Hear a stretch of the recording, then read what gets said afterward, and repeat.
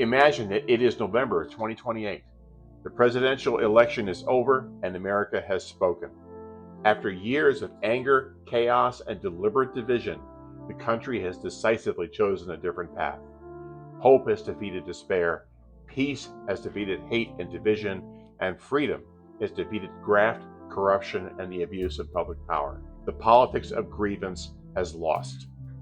Now we must consign that old politics to the trash bin of history. The hate and division, the graft and corruption, the grievance and revenge, the fear and despair, defeated, discarded, done. We cannot romanticize that era, make excuses for it, or allow it to return under a different name. But victory is not the finish line. It is permission to begin. Now it is time for Americans to come together, not because we agree about everything, but because we share a country and a common future. It is time to solve our common problems, rebuild trust in our institutions, and reform our democracy so that it serves the people again. That is the purpose of Project 2029. Here is that story. The most important decision in many congressional elections happens long before any voter sees a ballot. It doesn't happen at a debate, it doesn't happen at a campaign rally, and it doesn't happen inside the voting booth. It happens when somebody draws the map. That map can decide which voters are placed together, which voters are divided amongst themselves, and which candidates have a chance to win, and which election outcomes are almost guaranteed before the campaign even begins. We call this partisan gerrymandering, but that bloodless phrase does not fully describe what's actually happening. Politicians are using government power to select the electorate that will keep them or their party in office. And now the problem is escalating. States are reopening congressional maps in the middle of the decade, not because a new census requires it, and not because a court has ordered something to be corrected, but because somebody believes they can snag a few more seats. This cannot become the normal way American democracy operates. Project 2029 should include a national commitment to take the maps away from the politicians. The democratic rule should be obvious. Voters choose their representatives. Representatives do not choose their voters. But partisan redistricting reverses that relationship. Instead of asking which candidate can persuade the most people, the people drawing the map ask, which voters do we need in this district to guarantee our result? That is not a minor technical flaw in the system. It changes who elected officials must listen to, which elections matter, and how Congress behaves after the votes are counted. So let us begin with the evidence, not because this is an academic exercise, but because reform must be built on facts strong enough to survive partisan attacks. In the 2024 election, only 27 of the 435 seats in the House of Representatives were rated as toss-ups. 27. That's just over 6% of the entire House. The other 408 districts were considered to lean towards one party or the other, many of them overwhelmingly. Now, a race rating is not a legal test for gerrymandering. It is a forecast, and a safe district does not automatically approve of a rigged map. But 27 competitive races should still stop us in our tracks. Most Americans entered Election Day living in districts where there was very little doubt about which party would win. In many of those districts, the meaningful contest had already occurred months earlier in a low turnout party primary. That changes the incentives of everyone involved. A representative in a safe district often has more to fear from an ideological primary challenger than from the voters of the other party or from independents in November. So the safest political strategy is not necessarily to solve problems or build coalitions. It may be to move farther toward the party base, avoid compromise, and never give a primary opponent an opening. The damage is not simply that some elections are uncompetitive. The damage is that millions of voters lose any meaningful leverage over what person represents them. This problem did not appear overnight. In 1999, the Cook Political Report counted 107 House districts with a partisan voting index between Democratic +5 and Republican +5. These were the kinds of districts in which either party could plausibly compete. By 2023, that number had fallen to 45. That's a decline of 58%. Again, gerrymandering is not the only cause. Americans have sorted themselves geographically. Urban areas have become more Democratic, rural areas have become more Republican, ticket splitting has declined, and national politics increasingly shapes local voting. But map makers do not merely observe these trends, they exploit them. They use increasingly precise voter data and increasingly sophisticated software to turn national political geography into durable political control. Geographic sorting may load the weapon partisan mapmaking aims at. Credibility requires us to say something that advocates sometimes avoid saying. Fair maps will not make every congressional district competitive. They will not recreate the political geography of 1999. They will not end polarization. And they will not suddenly make deeply Republican or deeply Democratic communities politically balanced. That is not an argument against reform. It is argument for being precise about what reform can accomplish. We can't redraw where Americans choose to live. We can stop politicians from weaponizing those residential patterns for their own advantage. We cannot guarantee that every election will be close. We can require that boundaries be drawn according to transparent, neutral rules instead of a secret partisan target. And we cannot eliminate every structural advantage from American politics. We can refuse to hand elected officials the power to manufacture one deliberately. Fair maps will not solve everything, but that excuses nothing. The national effect is not merely theoretical.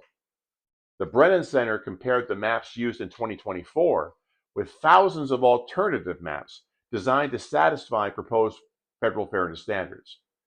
Its analysis estimated that the maps that were actually used in 2024 produced 23 additional Republican or Republican-leaning seats and 7 additional Democratic or Democratic-leaning seats. The difference was an estimated net Republican advantage of roughly 16 seats. 16 seats can decide who controls the House of Representatives. They can determine which bills require a vote, which investigations are opened, which administration officials are held accountable, and who becomes Speaker. This estimate is a benchmark, not a prophecy. Political conditions change, candidates matter, and even a carefully engineered district can occasionally surprise its designers. But the comparison shows the scale of the problem. Both parties have engaged in partisan gerrymandering. The measured national effects in 2024, however, did not cancel out. They favored Republicans. We should be honest about that result without returning reform into a Democratic weapon against Republicans. The standard must restrain both parties. Otherwise, it is not reform. It is simply the next move in the same game. I mentioned before about the need to sharpen the double-edged swords. This is and should be a double-edged sword. The basic methods have ugly names because they deserve an ugly process. Packing and cracking. Packing means concentrating the opposing party's voters into a small number of districts. Those voters may win, but they win by enormous margins, wasting votes that could have made neighboring districts competitive. Cracking means splitting the remaining opposition voters among several districts so they are outnumbered in every one of them. Imagine a community with enough voters to elect 2 representatives. By moving a few precincts across several boundaries, a map maker may be able to confine that community into one district or prevent it from forming a majority anywhere.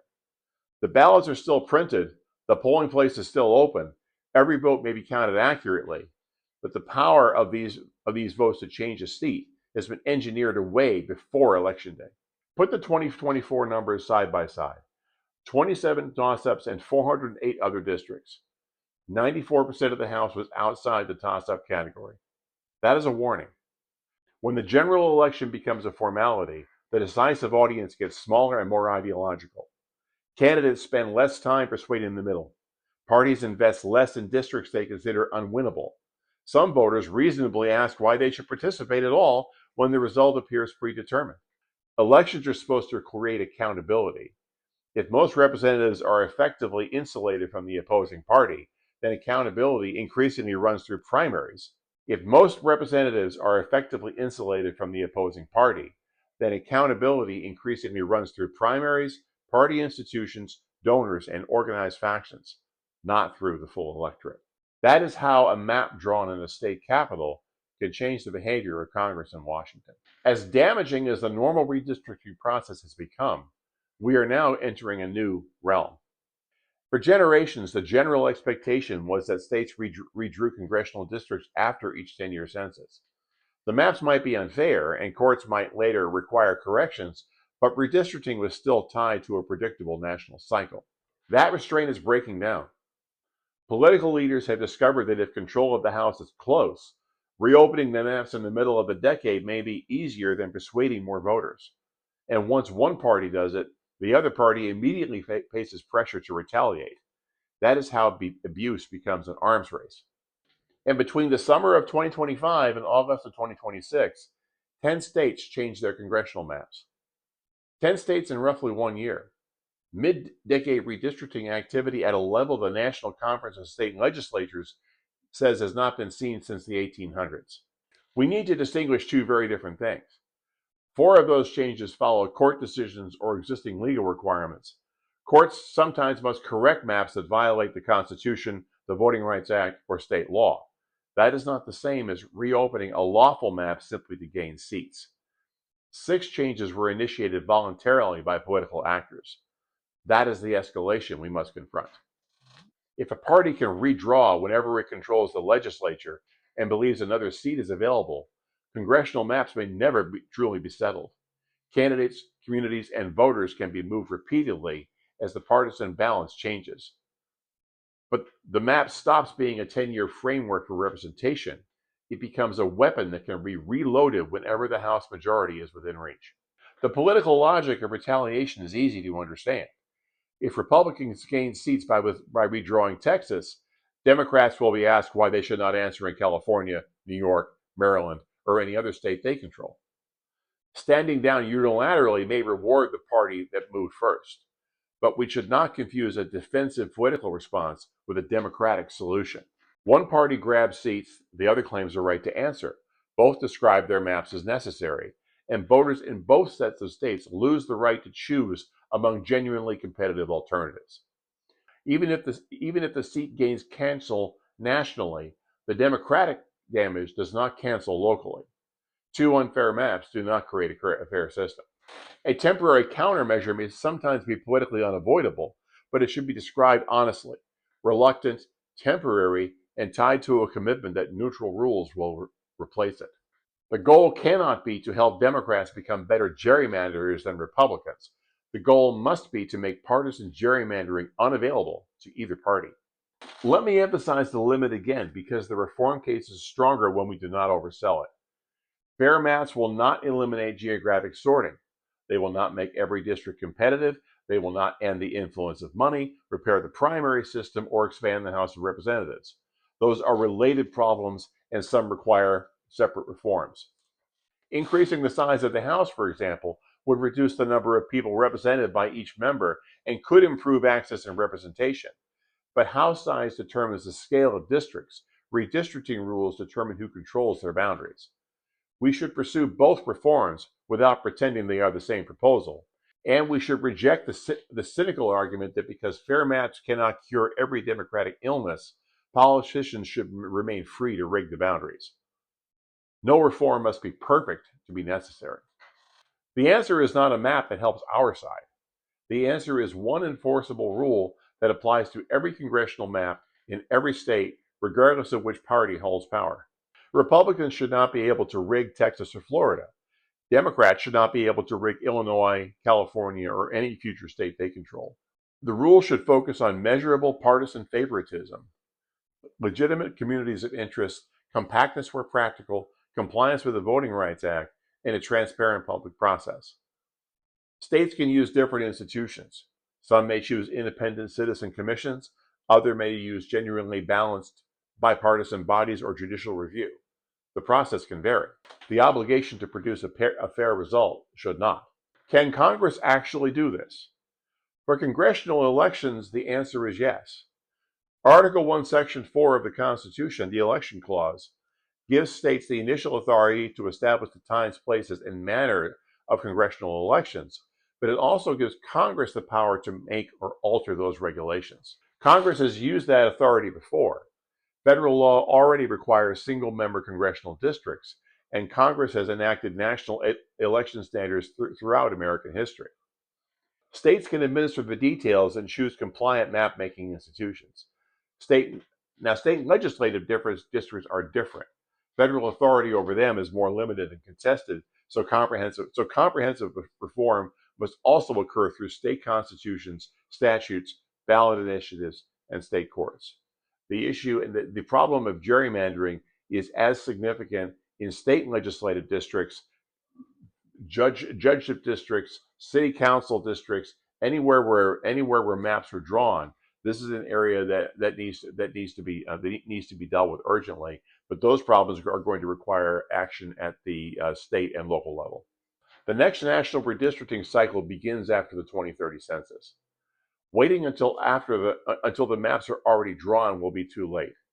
Project 2029 should demand legislation before that process begins, built around 5 requirements. First, independent or genuinely balanced map-making bodies. Legislators should not have unchecked authority to design the districts in which they or their allies will run. Second, clear criteria.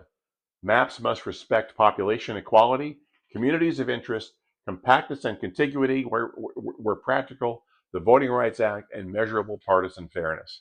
Third, an open process. The data, proposed maps, public comments, and written explanations should all be available for citizens and journalists to examine. Fourth, real enforcement. Courts must be able to review challenges quickly enough to provide a remedy before candidates file and voters begin casting ballots. And fifth, one map per decade. Once a lawful map is adopted, it should remain in place until the next census unless a court orders a correction or a genuine legal requirement demands a change. No voluntary mid-decade redraws for partisan advantage. These rules must be written before either party knows exactly how they will affect the next map. That is when a neutral agreement is most credible and most possible. Gerrymandering survives partly because it's complicated. The vocabulary is technical, the maps are dense, the court cases are confusing, and each party is always ready to explain why its own manipulation was merely a necessary response to the other side. But the democratic principle is not complicated. Voters should choose their representatives. Representatives should never choose their voters. The evidence tells us what is at stake. Only 27 toss-up House races in 2024, a 58% decline in true swing states since 1999, an estimated 16-seat net advantage produced by the 2024 maps, and 10 states changing congressional maps in roughly 1 year.